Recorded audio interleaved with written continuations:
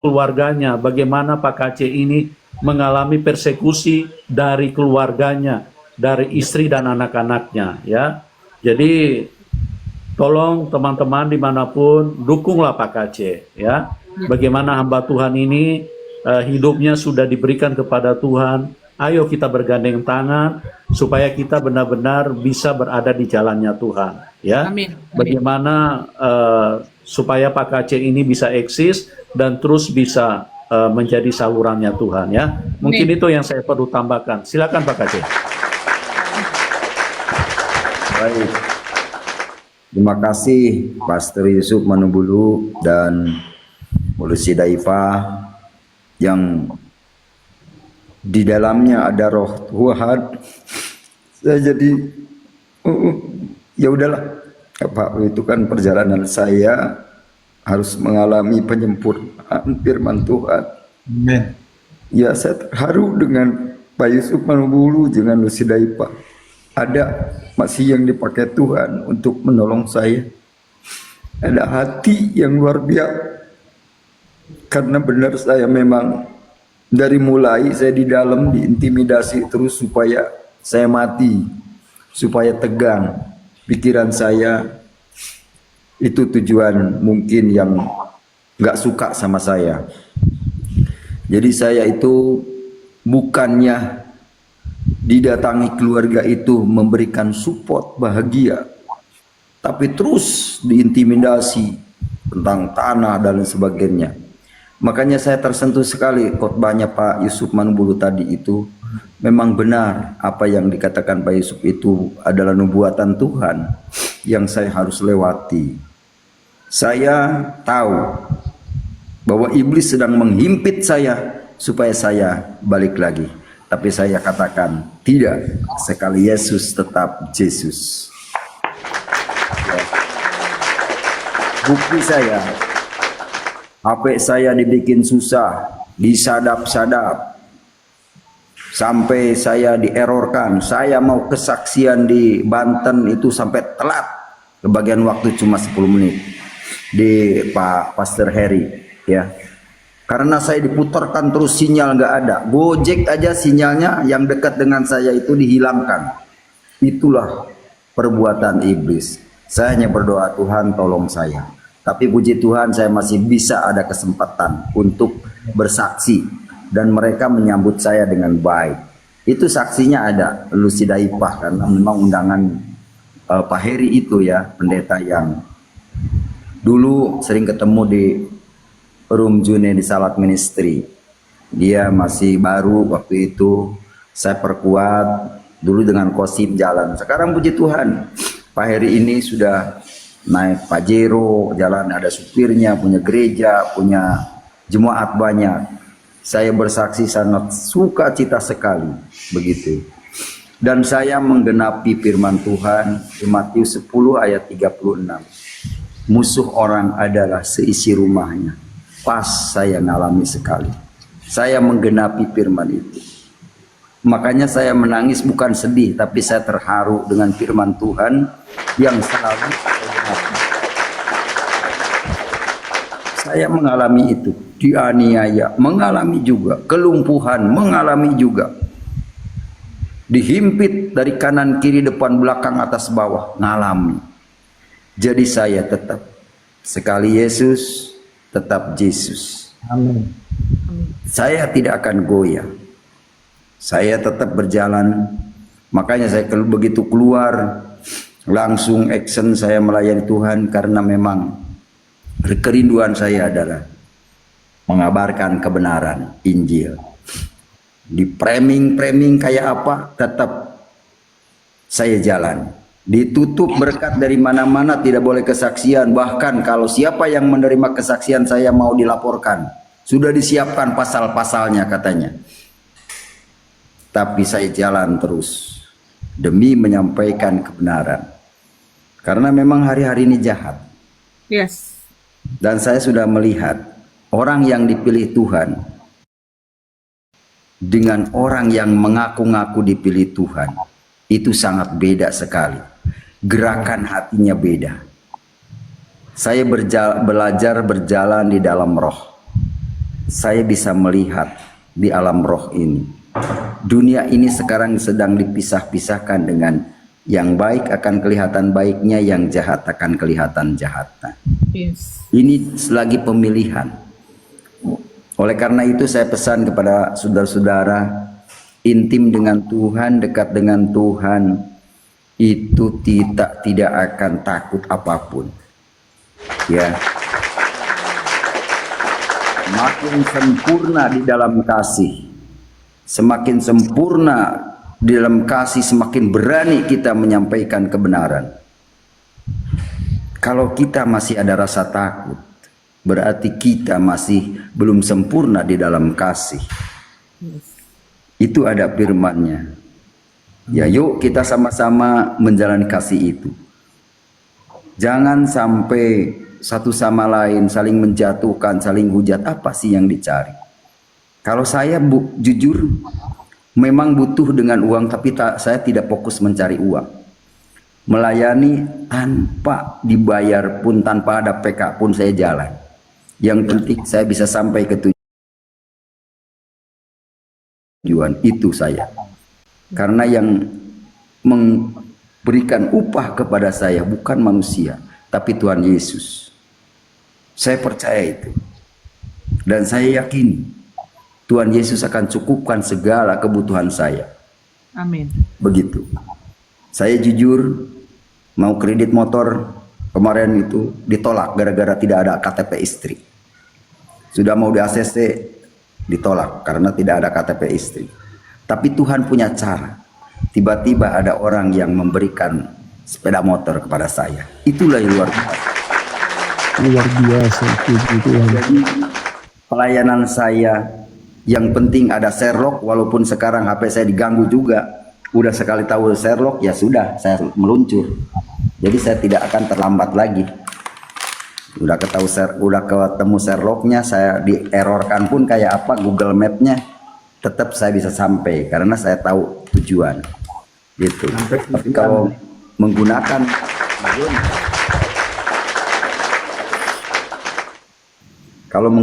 Google Map, nah itulah di-errorkan. Tujuan ke Tengarang malah diarahkannya ke Bekasi.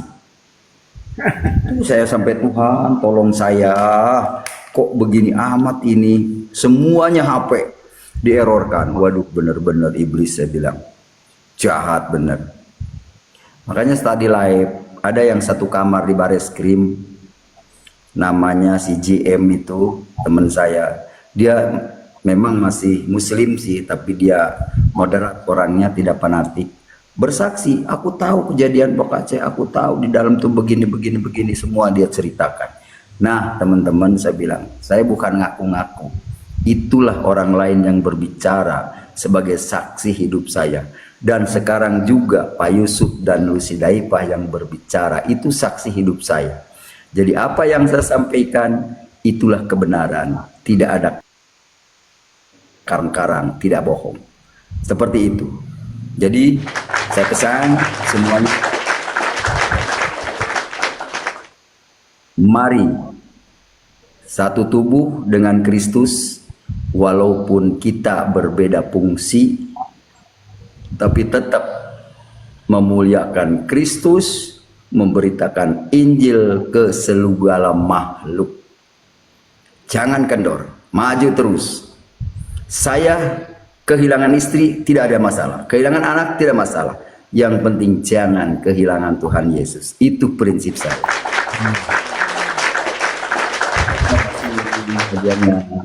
Barlin, terima kasih. Nah itu kita impartasikan ke semua pengikut Yesus, jangan takut. Karena Tuhan menyertai kita. Ingat, aku menyertai kamu sampai kesudahan zaman. Jadi selama kita hidup disertai Tuhan. Amin. Saya tidak kekurangan. Apapun. Ya, dikerjain handphone, beli lagi. Masih bisa beli lagi. Soundcard sampai Bluetooth dikerjain juga, nggak bisa aktif. Itulah Ibu semuanya. Dihimpit saya dari berbagai macam cara. Tapi saya tetap Hanya Tuhan saya yang bisa menyelesaikan masalah itu.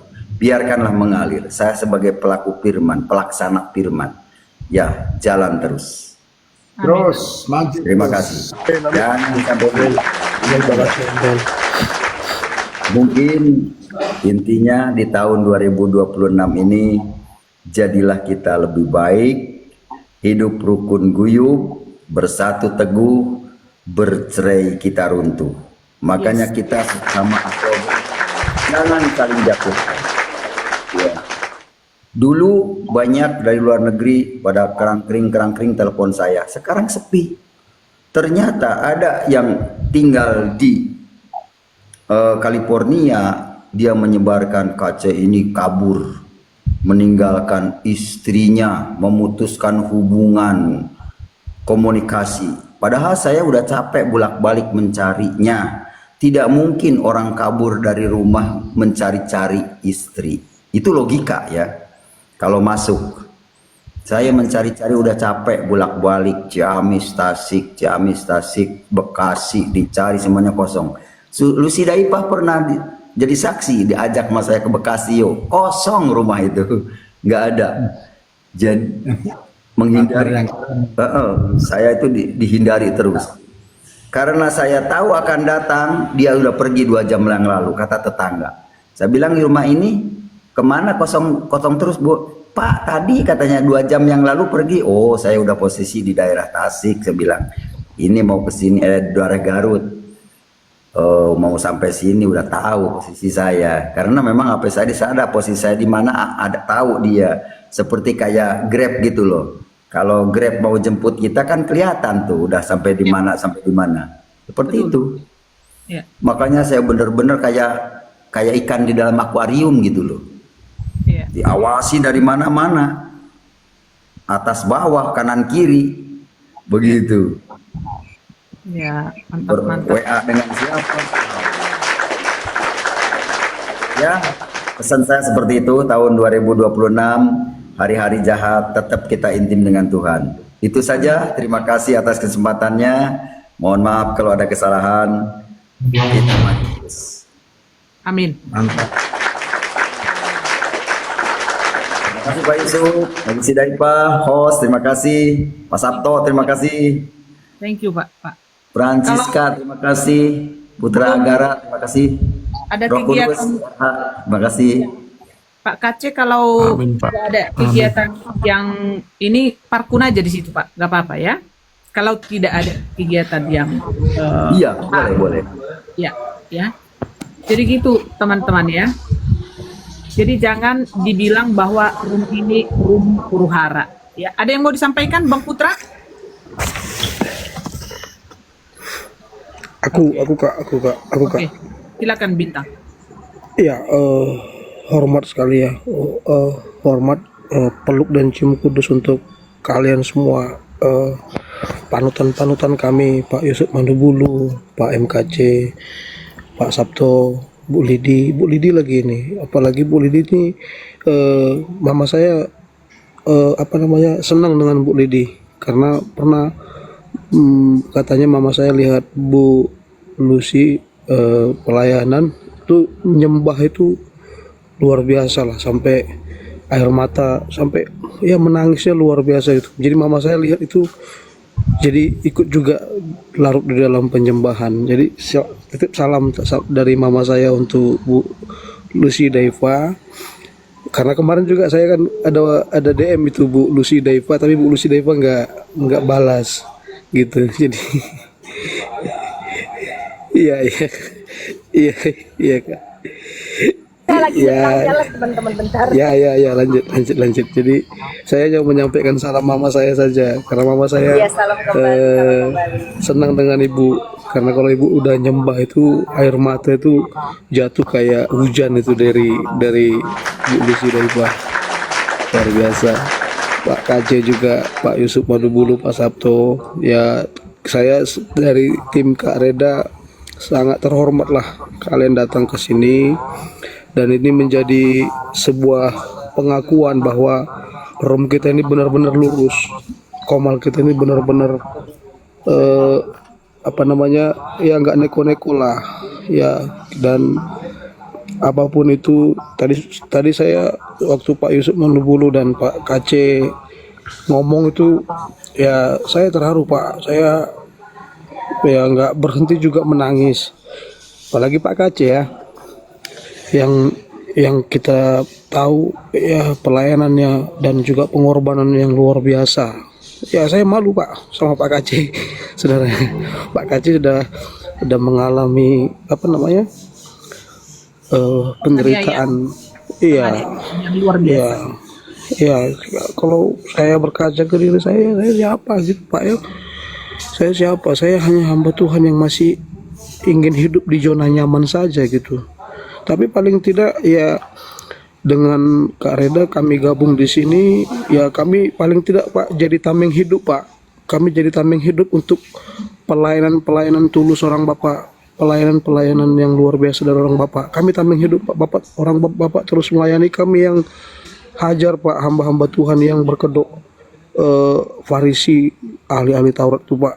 Gitu Pak. Ya saya juga selama pelayanan ini dikerjakan dengan berkasutkan kerelaan, berikat pinggangkan kebenaran, bertopongkan keselamatan seperti yang dikatakan oleh Efesus 6. Ya, mas go on lah Pak ya. Tuhan memberkati lah Pak semuanya. Nanti kalau kita bisa bantu, kita bisa bantu. Kalau kita nggak bisa bantu, paling tidak kita mendoakan gitu. Terutama pas waktu Pak Kaci kemarin di penjara itu yang dikasih makan kotoran itu, kita berdoa loh Pak. Kami di gereja berdoa Pak, mendoakan. Karena kan masuk TV Pak, masuk TV, dan ketika itu saya ajak kawan-kawan hamba Tuhan dan juga jemaat untuk berdoa bagi penderitaan orang-orang kudus. Mungkin itu aja Pak. Makasih, salam hormat dari saya. Tuhan memberkati Pak. Terima kasih. Terima kasih. Saya seperti saya nggak bisa berkata-kata, mendengarkan kesejukan yang sangat luar biasa, yang sangat terhormat bagi saya pribadi di Komal ini bisa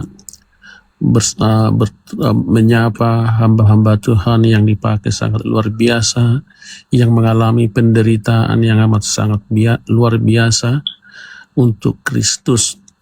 Jadi sangat berbeda dengan apa yang selama ini yang membuat huru-hara, mempermalukan kekristenan. Tapi pada saat ini seperti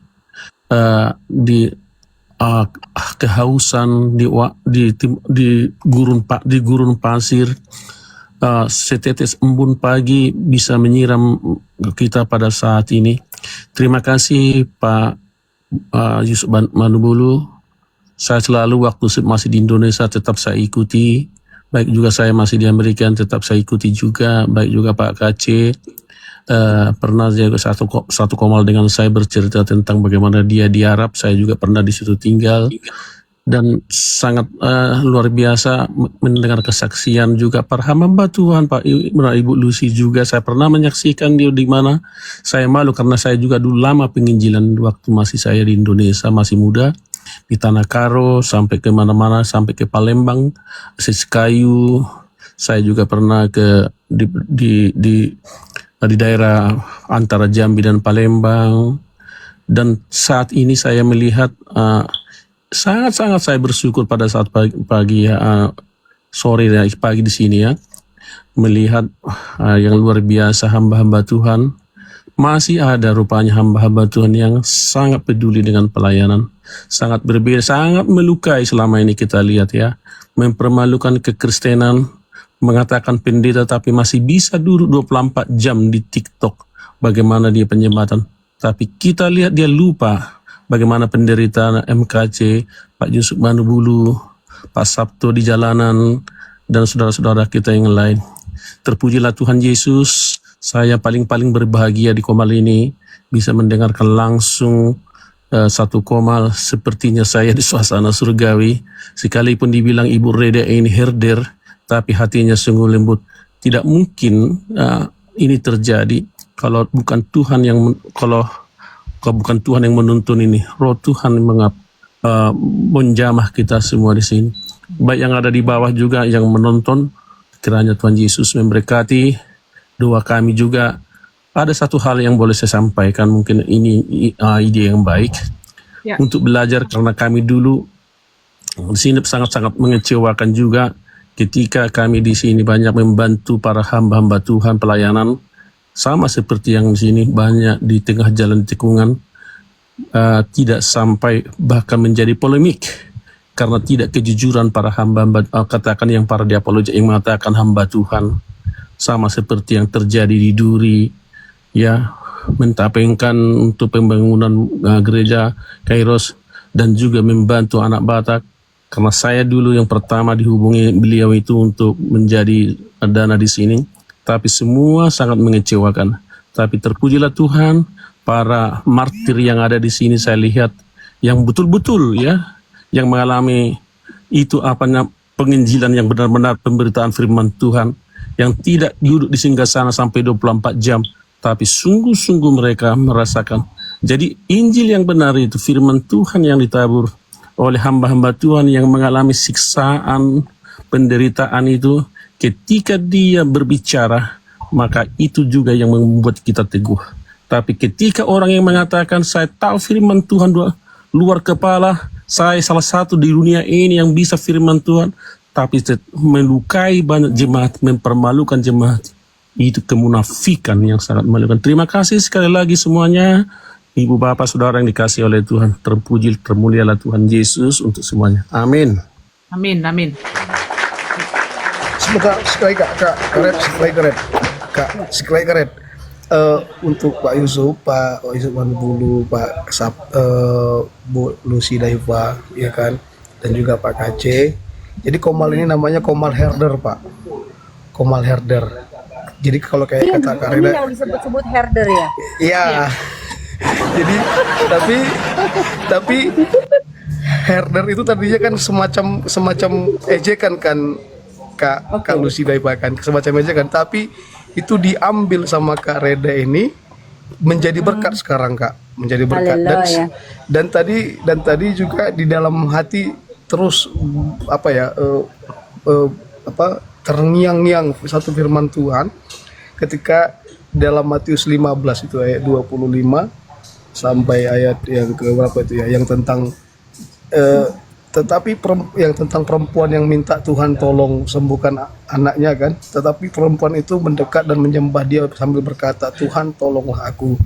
Tapi Yesus menjawab, tidak patut mengambil roti yang disediakan bagi anak-anak dan melemparkannya kepada herder.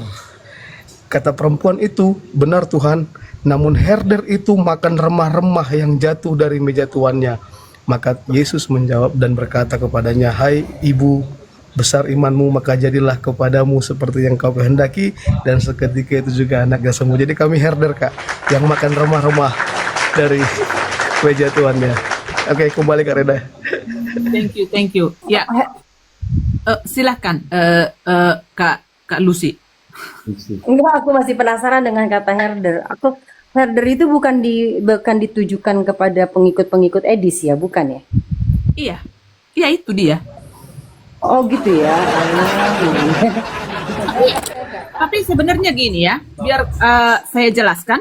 Di sini sebenarnya kami tidak pernah dan saya itu tidak pernah membeda-bedakan. Oh si Edis itu hebat, si Pak ini penginjilannya Bu Sofiatul, Abi Saifuddin Ibrahim ini jelek. Enggak. Aku itu selalu ada di balik semua apologet ya, termasuk hamba-hamba Tuhan.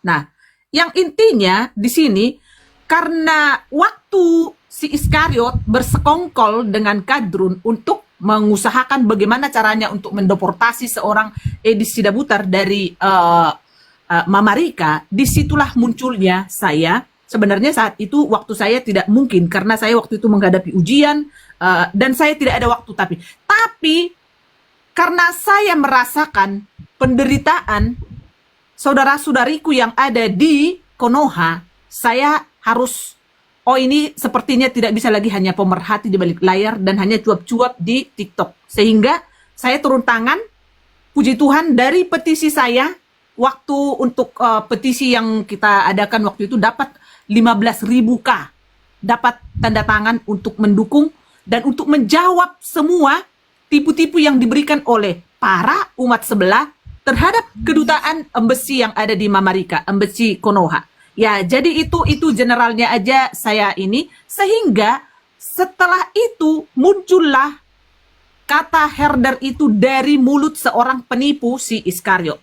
Sehingga kenapa saya bantai dia? Karena saya pun sudah masuk ke sana, ke lapas, ke asramanya si anak Batak. Walaupun saya di Jerman, apa yang nggak bisa kita lakukan saat ini? Ya, jadi dijelaskan di situ bahwa itu adalah semua permainan dan si anak Batak ini adalah termasuk ditumbalkan, ya, ditumbalkan, sehingga setelah ditumbalkan, siapa yang langsung di balik layar berkoar-koar untuk mengumpulkan donasi, yaitu ada 2 orang itu, teman-teman, kalianlah yang tahu, dan yang satu itu adalah Iskariot Japurut. Iskariot di sana. Nah, setelah itu saya bercuap-cuap lah di sini. Saya harus, karena begini teman-teman, saya harus memprotek kekristenan itu gitu loh. Karena walaupun posisi saya di luar, ya saya harus memanfaatkan medsos, internet untuk memprotek perapologetan itu dan penginjilan itu jangan sampai dibuat-buat masalah untuk menjadi batu sandungan. Ya memang kalau 100% untuk menghilangkan sebegitu saja itu kan tidak mungkin, tapi setidaknya room ini akan membentengi terutama penginjilan yang nyata di lapangan. Ternyata sudah tersedot semua duit donasi terhadap yang mengaku pendeta-pendeta palsu yang ada di TikTok 24 jam, ya banyak sekali. Karena kenapa? Donatur sudah masuk dan sudah bertelepon dengan saya. Disinilah kehadiran room ini, dan ini saya sudah melis semuanya. Jadi penginjilan yang ada di lapangan ini terabaikan karena semua sudah terkesiwar, semua melihat, oh ini si pendeta hebat ini, si pendeta, wow sini kita berdebat, begini.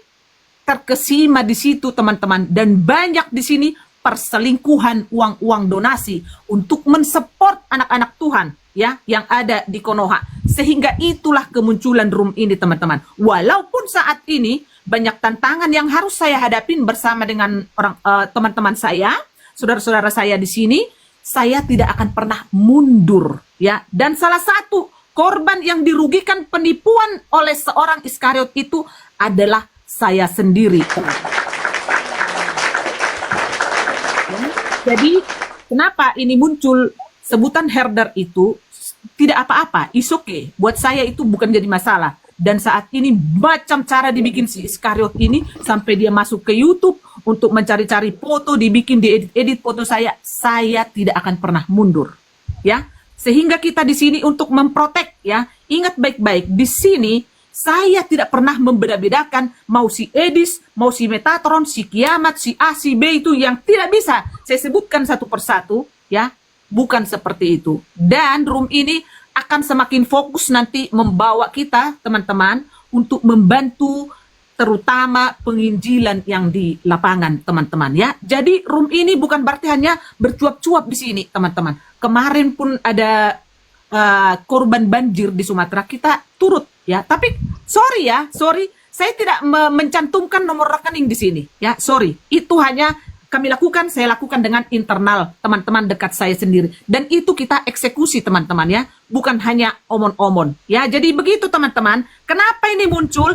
Karena sudah banyak sekali perselingkuhan ya, donasi untuk mensupport sebenarnya kekristenan itu, perapologetan itu, tapi disalahgunakan. Bayangin teman-teman, ini pekerjaan orang-orang penipu ini tidak ada yang jelas. Mereka hanya, ini sudah bertahun-tahun ya, dan penipuan ini sudah terstruktur dan masif ya. Kita tidak mau kekristenan itu diacak-acak oleh para penipu-penipu sampah seperti mereka. Walaupun mereka sebut room ini room sampah yang suka huru-hara. Bukan sebenarnya. Kita mau stop. Tidak bisa lagi seperti itu. Makanya saat ini mereka kejang-kejang. Tidak sanggup lagi untuk men-stop room ini. Ya, digoyang. mungkin dari nomor WA saya dikerjain atau apa sampai menyewa hacker terbesar di Amsterdam di Belanda sampai mengancam saya mau mendapatkan alamat saya, padahal gampang aja. Kalau telepon aja saya, Bu, saya mau ke sana gitu. Silakan, is okay. Tapi saya tidak akan mundur, teman-teman. Karena saya mau membentengi ya saudara-saudara saya seiman ya, dan memenangkan kasih supaya Konoha itu dimenangkan dan mata Tuhan selalu tertuju untuk Konoha. Boleh saya tambahkan, Bu Ketua? Ya, silakan. Ya, jadi untuk informasi juga baik yang di live chat dengan yang di room ini, sebenarnya kami yang ada di sini sekarang ini, saya selama ini adalah di belakang baru, tapi karena saya lihat sudah tidak benar lagi, sudah fitnah yang beredar kemana-mana, makanya saya speak up dan juga harus menyatakan, dan saya tidak bisa diam. Karena apa yang disampaikan selama ini sangat memalukan kekristenan, dan semua memutarbalikkan fakta, sampai juga di spill itu alamat-alamat di sini, karena saya tahu pribadi Edis TV di sini, saya tahu siapa Ibu Sofi, saya tahu pribadi Pak Syafudin, semua sangat keji fitnah-fitnahan yang disampaikan kepada mereka. Ya, sementara apa yang dilihat mata saya sendiri tentang kehidupan mereka itu adalah sangat tidak seperti yang mereka informasikan di komal-komal yang lain, termasuk itu.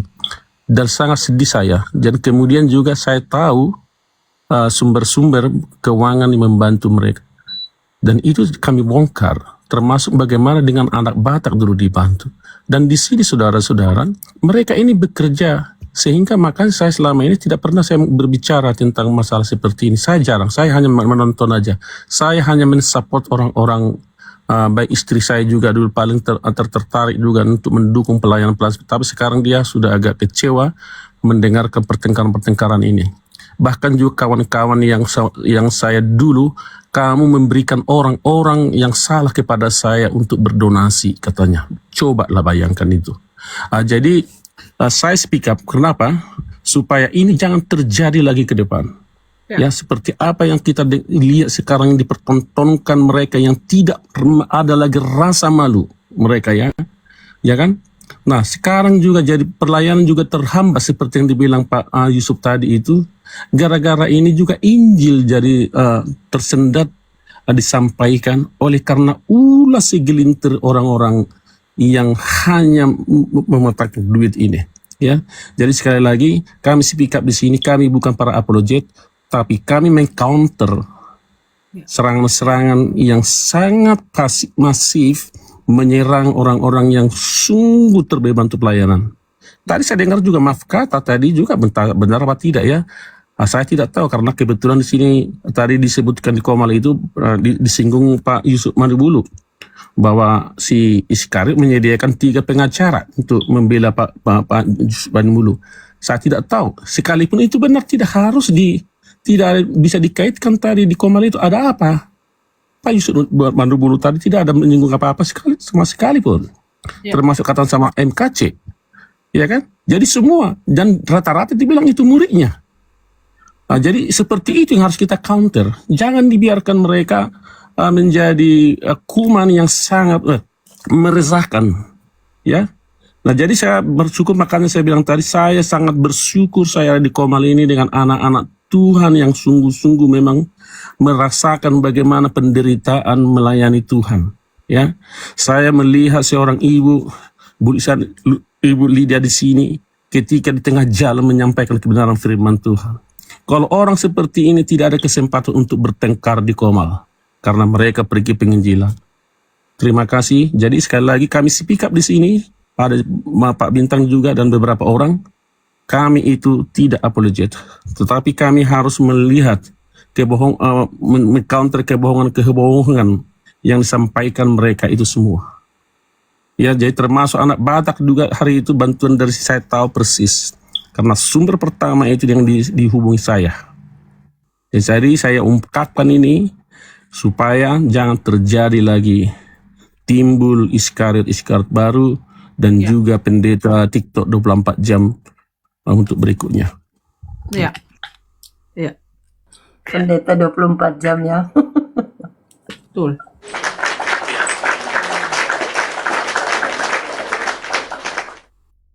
Ya, silakan Pak.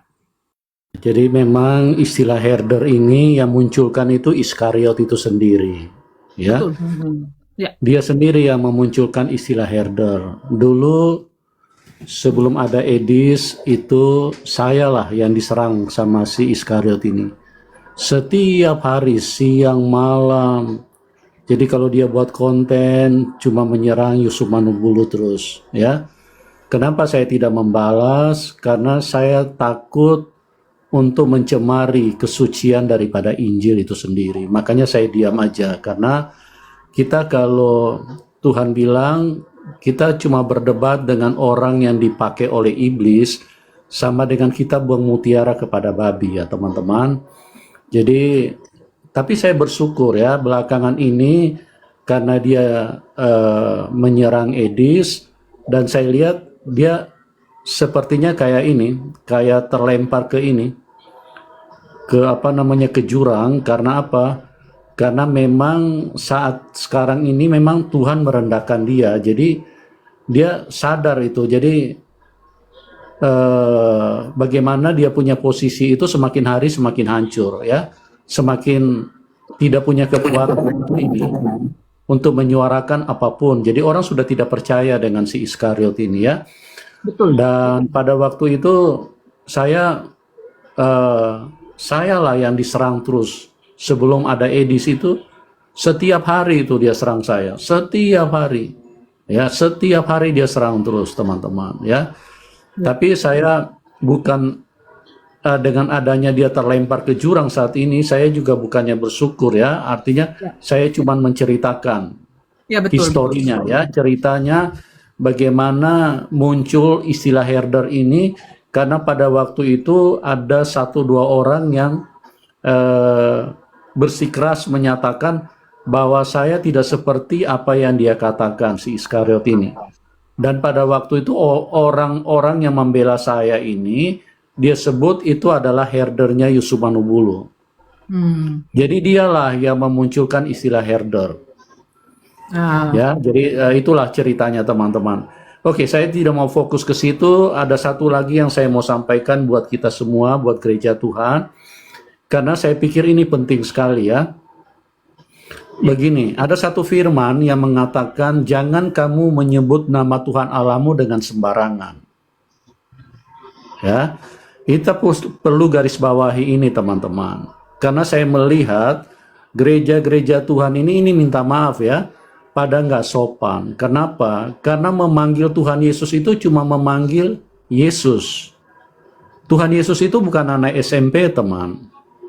Tuhan Yesus itu lebih mulia dari seluruh presiden di dunia ini. Ya, dialah pencipta, dialah the mighty God, ya. Dialah Lord of Lord, ya. Dia Tuhan di atas segala Tuhan.